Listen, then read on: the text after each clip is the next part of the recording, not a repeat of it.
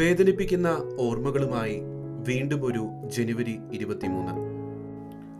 ഭാരത ക്രൈസ്തവരുടെ ഹൃദയങ്ങളിൽ സുവിശേഷത്തെ പ്രതിയുള്ള രക്തസാക്ഷിത്വത്തിന്റെ മരിക്കാത്ത ഓർമ്മകളുമായി ചരിത്രം കുറിച്ച ഓസ്ട്രേലിയൻ മിഷണറി ഗ്രഹാം സ്റ്റെയിൻസിന്റെയും പറക്കുമുറ്റാത്ത അദ്ദേഹത്തിന്റെ 2 കുഞ്ഞുങ്ങളുടെയും അരുംകൊലകളുടെ ധന്യസ്മരണകളിലാണ് ഇന്ന് ഭാരതസഭ.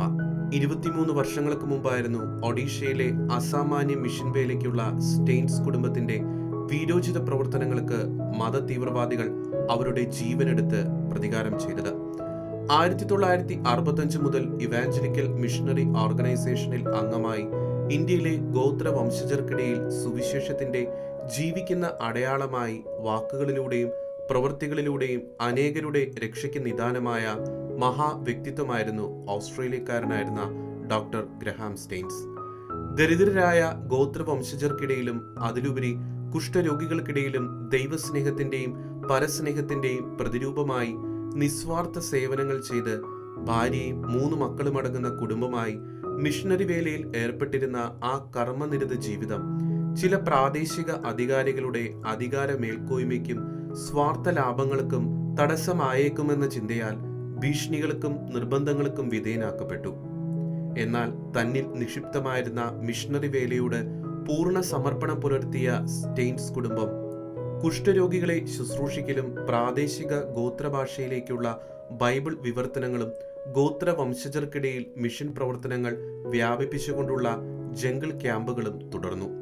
ഒടുവിൽ 1999 ജനുവരി 22 10 വയസ്സുകാരനായ മകൻ ഫിലിപ്പിനും 6 വയസ്സുള്ള മകൻ തിമോത്തിക്കുമൊപ്പം ജംഗിൾ ക്യാമ്പ് കഴിഞ്ഞ് മടങ്ങുകയായിരുന്ന സ്റ്റെയിൻസിനെതിരെ ബജറംഗ് ദൾ സംഘത്തിലെ 50ഓളം അംഗങ്ങൾ ദാരാ സിംഗിന്റെ നേതൃത്വത്തിൽ ആക്രമണം തുറന്നുവിട്ടു. ക്രൂരത വിളയാടിയ ആ രാത്രിയിൽ സമാധാനമായി തങ്ങളുടെ വാഹനത്തിൽ ഉറങ്ങുകയായിരുന്ന ആ പിതാവിനെയും മക്കളെയും പുലർച്ചെയോടെ അക്രമകാരികൾ ജീവനോടെ ചുട്ടരിക്കുകയായിരുന്നു. ഉറങ്ങാൻ കിടന്ന തങ്ങളുടെ പ്രിയപ്പെട്ടവരെ എന്നേക്കുമായുള്ള ഉറക്കത്തിലേക്ക് തള്ളിയ ക്രൂരവിധി തൊടുത്തുവിട്ട ദാരാ സിംഗിന് കോടതി വധശിക്ഷ വിധിച്ചപ്പോൾ ഗ്രഹാം സ്റ്റെയിൻസിന്റെ ഭാര്യ ഗ്ലാഡിസ് സ്റ്റെയിൻസിന്റെ പ്രതികരണം ക്രൈസ്തവ ദർശനത്തിന്റെ ഉദാത്ത മാതൃകയായി അനേകരെ പിടിച്ചുലയ്ക്കുന്നതായിരുന്നു. അവൾ പറഞ്ഞു, "എന്റെ ദൈവം ക്ഷമിക്കുന്ന ദൈവമാണ്.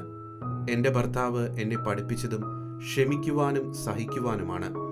സ്വർഗത്തിൽ എന്റെ മക്കൾ എനിക്കായി കാത്തിരിക്കുന്നുണ്ട്. കർത്താവിന്റെ പീഡനങ്ങൾ എന്നെ പഠിപ്പിക്കുന്നത് ക്ഷമിക്കാനാണ്. അതിനാൽ എന്റെ കുടുംബത്തിന്റെ ഘാതകരോട് ഞാൻ ക്ഷമിക്കുന്നു." ഭർത്താവിന്റെ മരണശേഷവും ഇന്ത്യയിൽ അദ്ദേഹത്തിന്റെ ശുശ്രൂഷ തുടർന്ന ആ ധന്യവനിതയെ 2005 പത്മശ്രീ നൽകിയും 2015 നവംബറിൽ സാമൂഹ്യ നീതിക്കായുള്ള മദർ തെരേസ മെമ്മോറിയൽ അവാർഡ് നൽകിയും ആദരിക്കുകയുണ്ടായി. ക്ഷമയുടെയും സ്നേഹത്തിന്റെയും മിഷണറി ചൈതന്യത്തിന്റെയും ആധുനിക കാലഘട്ടത്തിലെ രക്തസാക്ഷികളായി മാറിയ സ്റ്റെയിൻസ് കുടുംബത്തിലൂടെ മരണത്തിന് മുമ്പും ശേഷവും നിരവധി അനുഗ്രഹങ്ങളാണ് ദൈവം ഭാരതസഭയിലും ആഗോള സഭയിലും ചൊരിഞ്ഞുകൊണ്ടിരിക്കുന്നത്.